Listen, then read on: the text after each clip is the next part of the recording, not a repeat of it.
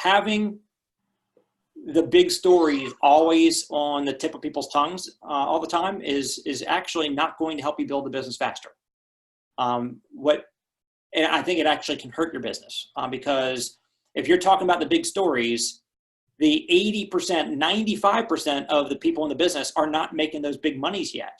And the more they hear the big stories, the lesser they feel, right? So in our team, and I'm trying to get better at this as a leader, to find more and more of the newer stories, the smaller successes, because that's how you become a big earner. Have a lot of people that are having the small successes on their way to the top, right?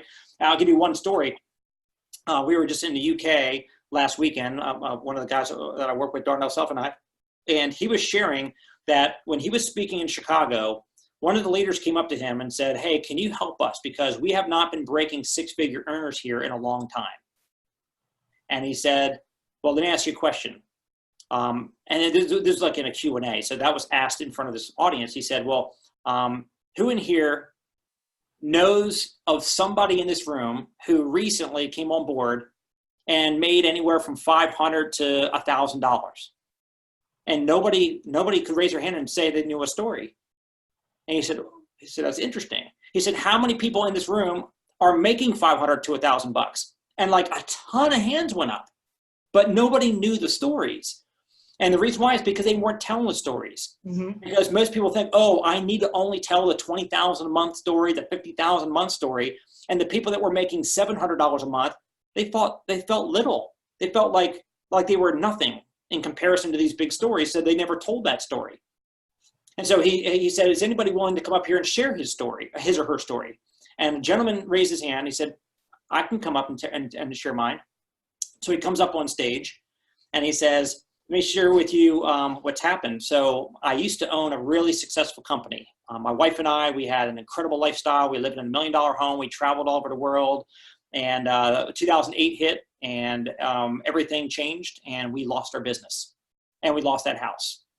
We had to move into a small little place." And he said, basically, I had to go get a job at a pizza place. And what's amazing is the same wife that used to greet me with hugs and kisses when I came home when we were living really well, that same wife treats me with the same hugs and kisses when I come home after working at the pizza place. And he starts crying and because he was very emotional. He said, "But when I was introduced to this business, literally just a month or two ago, I saw finally a path to get all that back again and to get it back in a way where it won't be taken away by a down economy again." And he said, "I'll tell you, last month we made $700. And that $700 made me realize that I'm going to be able to give my wife what we used to have."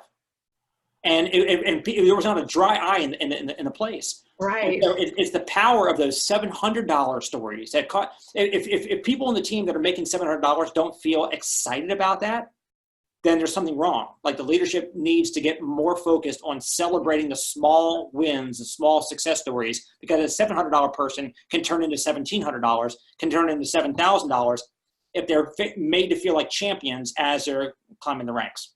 So true.